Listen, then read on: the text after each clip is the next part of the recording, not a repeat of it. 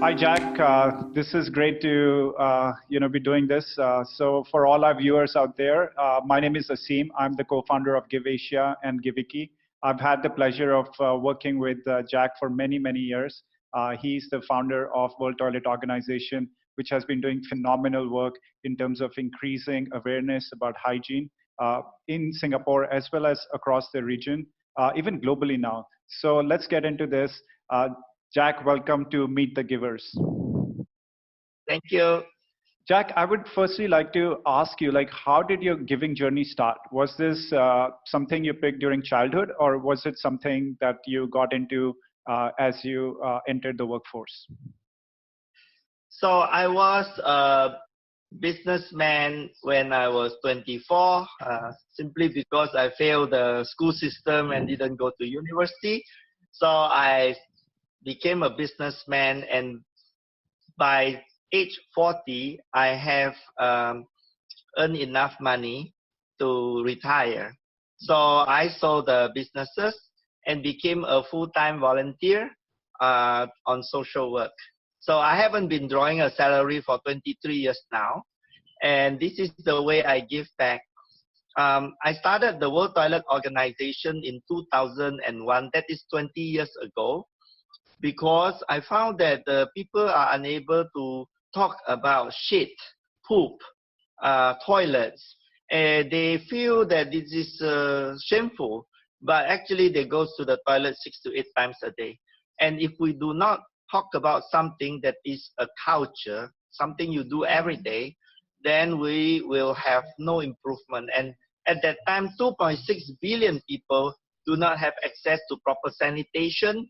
There are open defecation everywhere, and the flies visit the poop and then transmit diarrhea, and shit go into the river and contaminated the drinking water. So 50% of all the hospital beds in developing countries are caused by waterborne diseases, and diarrhea kills more than 1 million people every year. So it's more than COVID-19, but nobody wants to talk about it because it's killed poor people.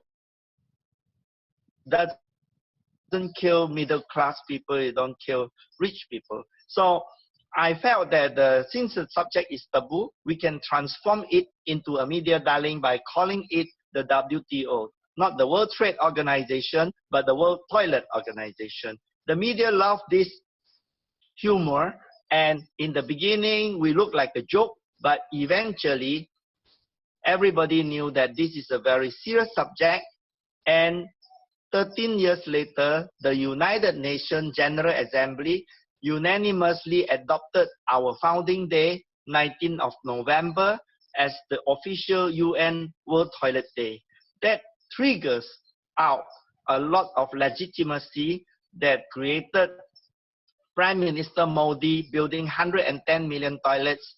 In India, we are also part of the program, helping on the awareness. We built World Toilet Colleges in Aurangabad and in Rishikesh that professionalize the toilet cleaner and the casual worker and place them into 5,000 jobs. So World Toilet College is a very significant advance that the sewer diver has to dive into the sewer and cover himself with all the shit and come out just to clear chokage in the sewage system.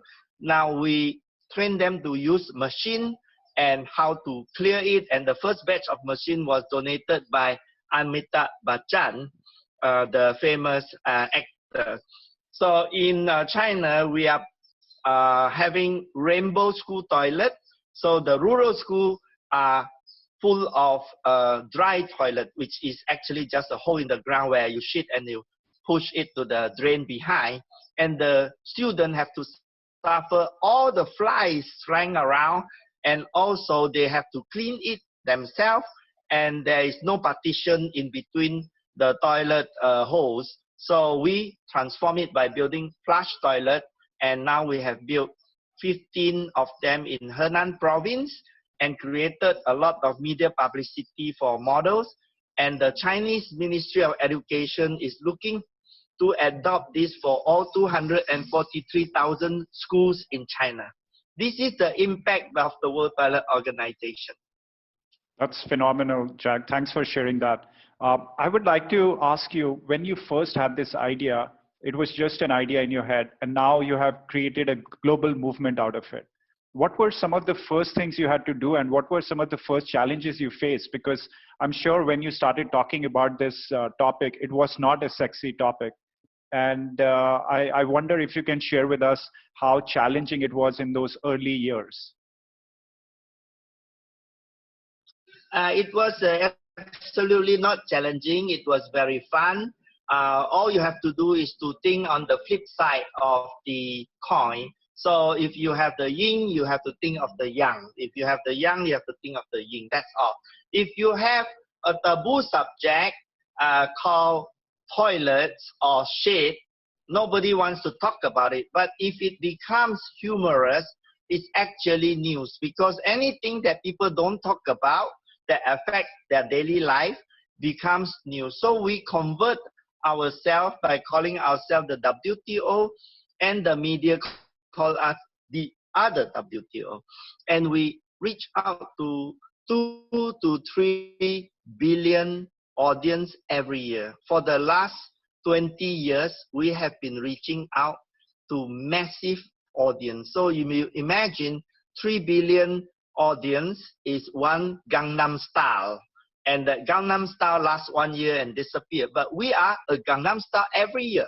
So the amount of people starting to realize that toilet is so important and hygiene is preventive health.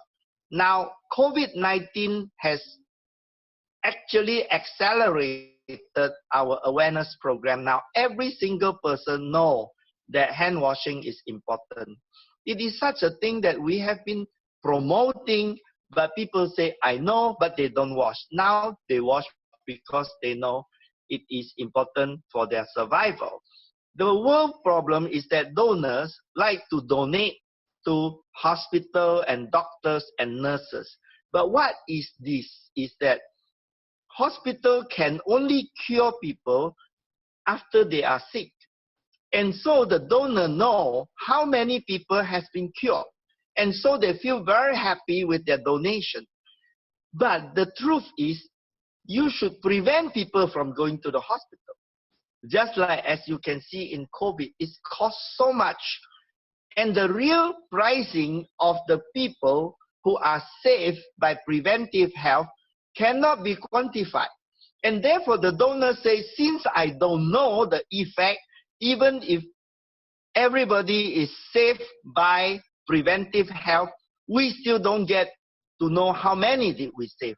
The question is, prevention is cheaper than cure. It is very easy to understand that we should prevent people from diseases by stopping the pathway of the disease. So if you have a poop and the flies are transmitting it to the food of the children, we know obviously we have to stop that poop from being openly exposed to the flies.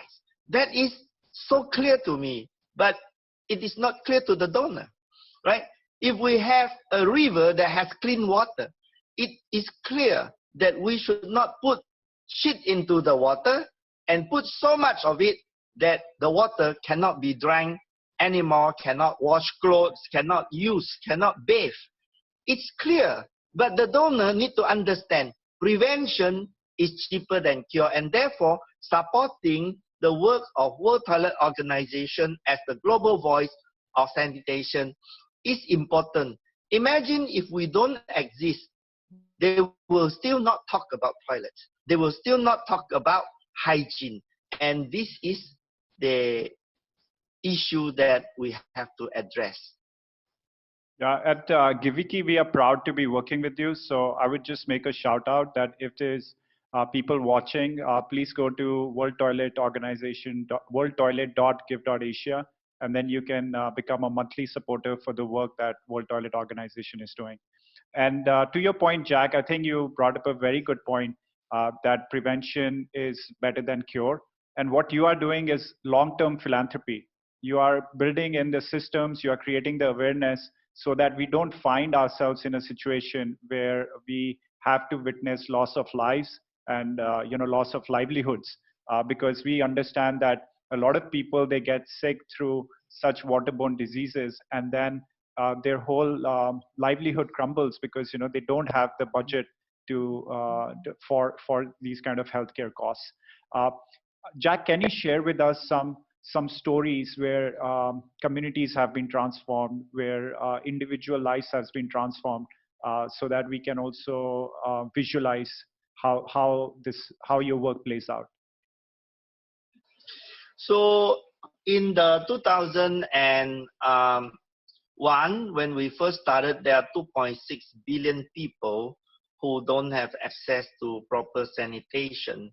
And the world population was 6.2 billion people. Now the world population is 7.7 billion people. And in the last 20 years, the number has dropped to 2 billion people who don't have proper access to sanitation. So you can say that 2 over billion people over these last 20 years have access to toilets. 60% of these people are in developing countries, and they are people who would not have access to toilet if this was not a program that bring them to action. You see, a lot of people came to help us. Prime Minister Modi is one. President Xi Jinping is now championing the China toilet revolution. And this is from public policy for all tourism toilet, all rural school toilet, all home toilet in the rural area. And then we have Matt Damon came to promote World Toilet Day for us. We have got Global Citizen organizing World Toilet Day concert with 80,000 free tickets in Mumbai. We have World Toilet Summits every year. And last year, Sao Paulo governor and the and the Brazilian government has decided that because 50% of their sewage are going into the river, they need to solve this problem. And now they have passed a law to create PPP, private partnership with government, to invest in their water company to treat the sewage. So we are creating a movement that the whole world in different ways are engaging sanitation. And we hope that you will support the World Toilet Organization in this movement long term. It is very different from building one toilet or giving one person toilet paper. That is not systemic change. If you want systemic change, you make everybody do it themselves. That's a great point. Jack, share with us, what are some of the biggest obstacles in terms of providing accessible healthcare? Does it boil down to financial obstacles, or is it more about cultural aspects? And if you can share a little bit more about that. There are many obstacles, but if we want to do our work, we always go on what is possible rather than making ourselves feel sad. So we always think in a happy mode. When we go to Cambodia, the people say, why do we have to have a toilet? We have been living without a toilet for so long. So we started to work with the village gossipers to be our sales agent, and we work with cement company and their distributor to build toilets and sell toilet. And the village gossiper sells the toilet and earns $3 every time she sells her toilet. And the gossiper would make people jealous and make the toilet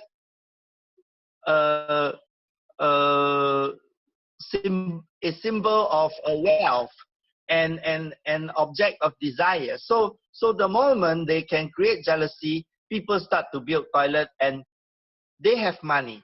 I will tell you that poor people are not without money. They have some money. How they spend it is very important. We have made survey.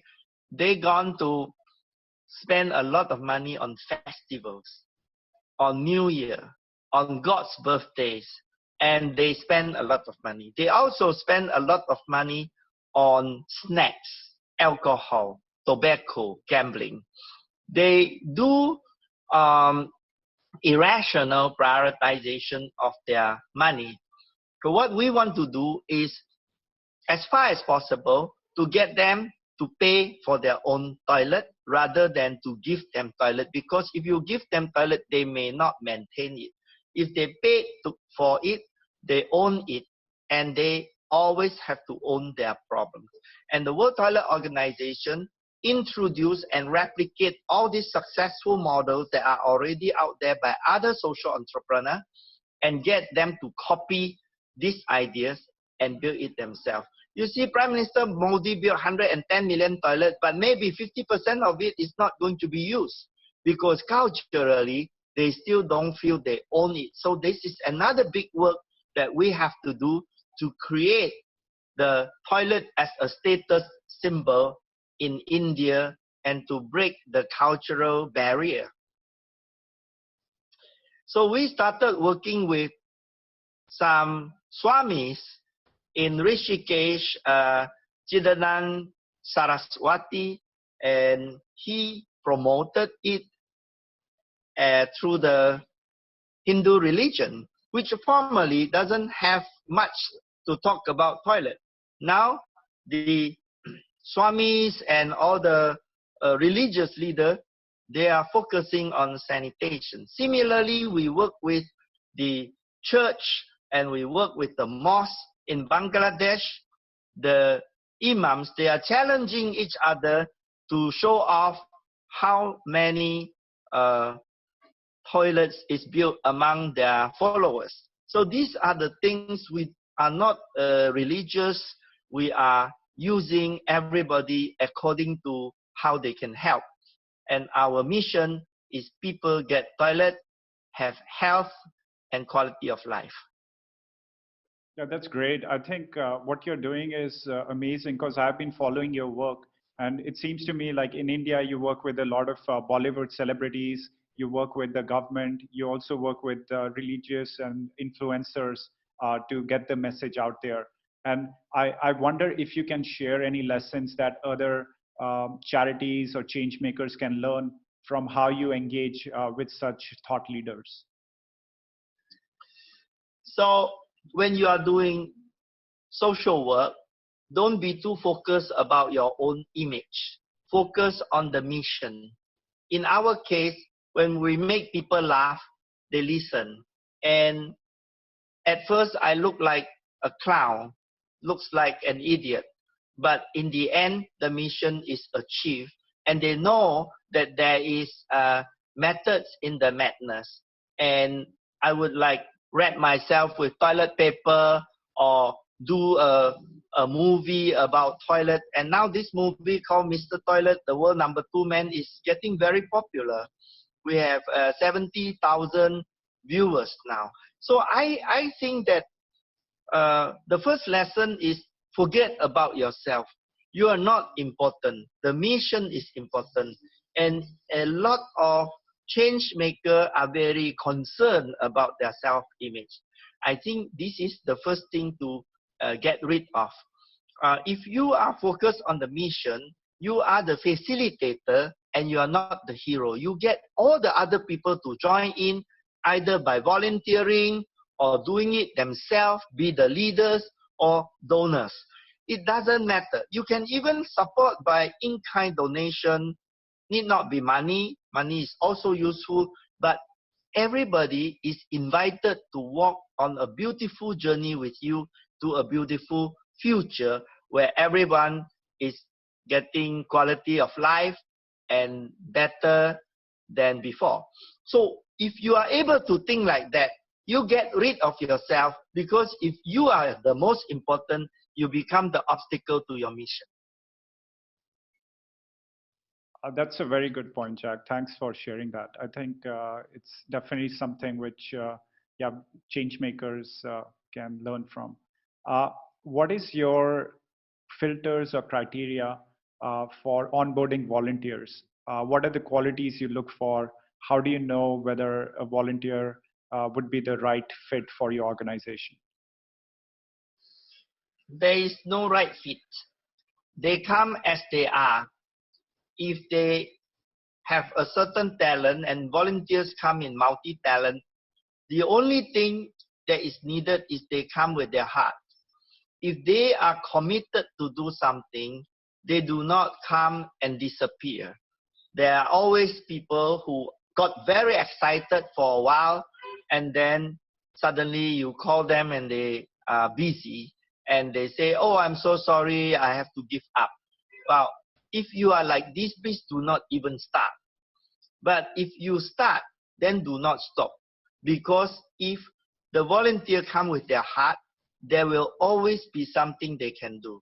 They can do our website, they can do awareness campaign, they can run local program, they can promote world toilet colleges, they can be a trainer, they can be a builder, they can be a donor.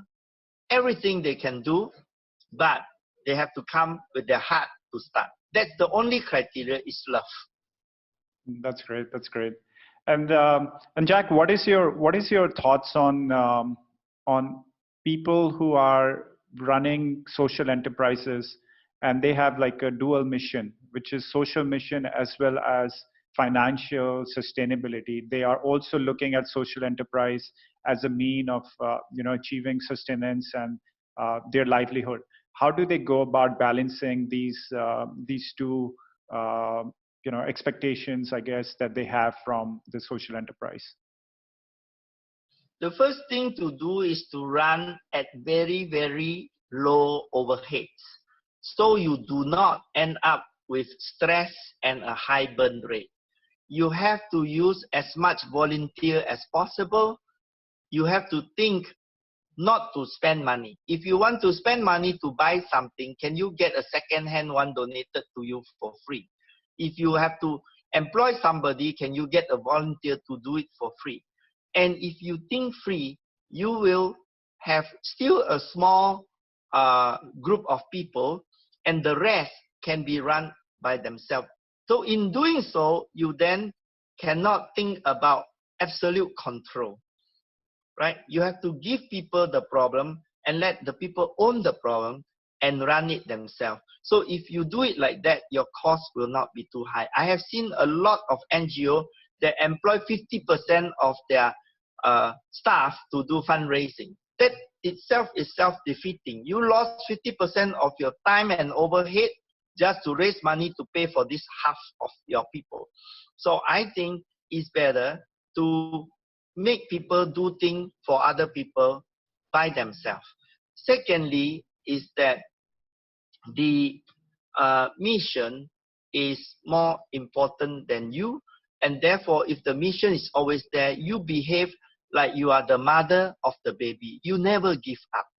A lot of NGO started wanting to do good, but they flip into survival mode, and they are thinking of money every day that they forgot about their mission. And so when they forget about the mission, the focus is on the donor and how to please the donor and do song and dance for the donor.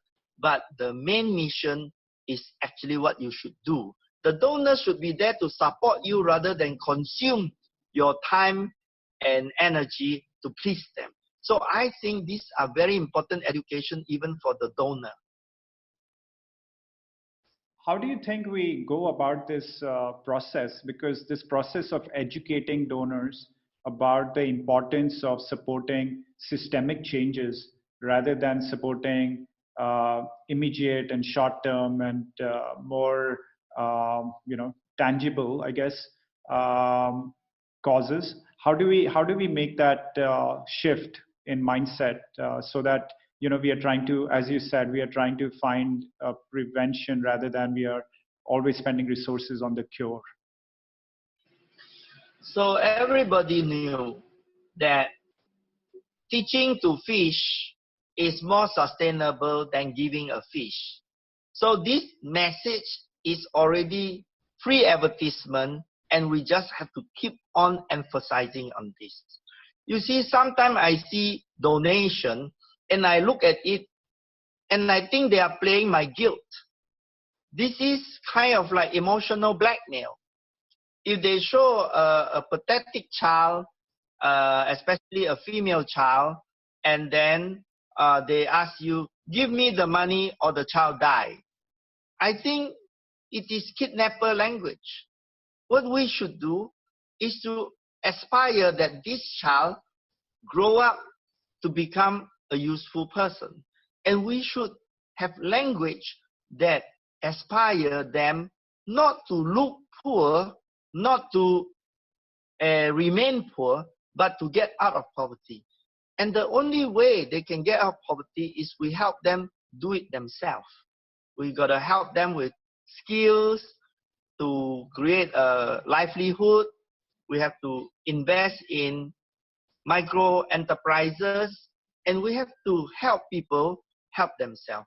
If you don't, there is no amount of money in the world to donate for repetitive fundraising. We have to go by system change, and with the vision that one day there will be no more poor people because everybody have access to market, to finance, to ideas, to technology, to transportation, and no more middlemen, no more loan sharks. This is a world we want to live in. That's great, Jack. I want to get into specifics of how do you increase the ownership for families and communities into toilets that we are building. Is it by them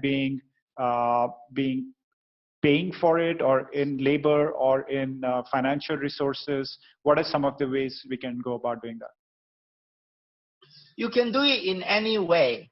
You can. There is people who do it by barter trade. Like if you build a toilet, I will give you a loan. If you don't build a toilet, I don't give you a loan. So microfinance, like Muhammad Yunus is doing that. It could be like if you build a toilet, we'll give you clothing that is donated by other people. It could be that all these things are mechanism. But the first thing to do is to make them understand they are already spending money when they don't have a toilet. So I went to in a tribal area in India. I went to a party in the village for the coming of age of a son, and this family cooked nasi biryani for everybody, biryani rice, and that day they spent a lot of money with festival and all that, just to announce that their son is ready to get married. He's 16 years old. Now, I asked the parents, where's the toilet? Your biryani is very delicious, now I have to go to the toilet. And they say, this house has no toilet. Do you know that festival alone can build 2 toilets? So the cost of the festival is more important than building toilets. So what I would imagine, if they do half of the festival cost, lower scale, and build a toilet, it will be fine. The prioritization is important, and how do we explain to them is that you would be able to prevent your children from being sick. You would, when they are sick, you have lost man working day, and you start to count with them. How many days was your children sick? How many days your husband didn't work? And when you calculate and add it all up, there is a cost. And maybe the cost is $100. So we say in 2 years, you could build a toilet. With $100, you can also build a simple toilet. Maybe you don't build one with a brick wall first. You build with the treatment system first, and then the brick wall comes slowly. So meanwhile, you build it with some wood or straws or tarpaulin. It's okay. And then get them slowly to upgrade. But the most important thing for them is to know why I need a toilet. And they can need a toilet for health, they can need a toilet for status symbol, they can need a toilet just the gossiper doesn't come and laugh at them. Any way to do it, you can ask the religious leader to tell them to do it. As long as it works, it works. Oh, that's great, Jack. Jack, you mentioned something about being in a happy mode. And I think that's something a lot of change makers and givers would benefit from hearing, because they see a lot of suffering. How in the midst of suffering can you be in a happy mode? Because that's very important to your work. Yeah, because life is very short. You are always going to die at the end. And I put an app on my phone when I was age 40, and I count that I will die on my 80th birthday. And so on that day, the number of days left was 14,600 days, because life is 29,200 days long. And after I have reached half point at 40th birthday, I have 14,600 days left to live. Today, I have 6,200 days before I die. So if you are going to die, are you going to be very miserable? No. Are you going to worry? No. You want to be happy, and the only way you can be happy sustainably is to help people. Giving love is the happiest thing you can do for yourself. It is therapeutic. It is very good for your health. And don't be so concerned about whether your friend bought a new car or they are richer than you. It really, really doesn't matter. The most important thing is you are useful while you are still alive. And after you die, who knows? You can go to which heaven. There are so many heavens you can go to, but it really doesn't matter, because you don't know. What you can do when you are alive. And so, since you are doing that, you'll be happy. In fact, if you go shopping and buy things, you are only temporarily happy, but you won't be happy for very long, because you have to buy again. And that's not sustainable. If you eat, you are happy. But if you eat a lot, you become very fat and unhealthy, and you're not happy after that. That's also not sustainable.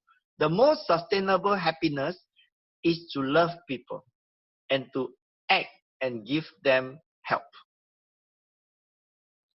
That's a great message to end, Jack. I would like to maybe have some parting thoughts. Any message that you want to pass to people, especially during this COVID-19 crisis? How should they think about dealing with this situation, which is very uncertain in many ways? In COVID aftermath, there will be a lot of financial hardship. Tell the people, if you have a money problem, you have one problem. If you are stressed over the money problem, you have two problems.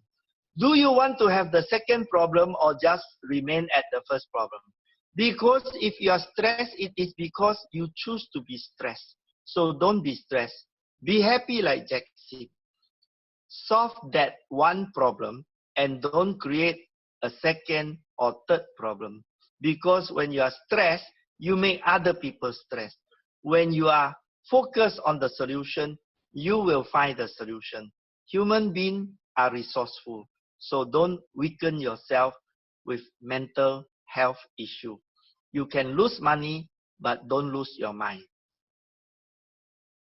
That's great, Jack. I'd like to thank you for all the work that you and your organization has been doing. We at Giviki are really proud to be supporting your work. With this video, we will send out a link where people can become monthly donors and support the systemic change you are making. Thank you so much for taking the time today. And yeah, you be safe. Thanks everybody for supporting the World Toilet Organization. Be safe and be happy.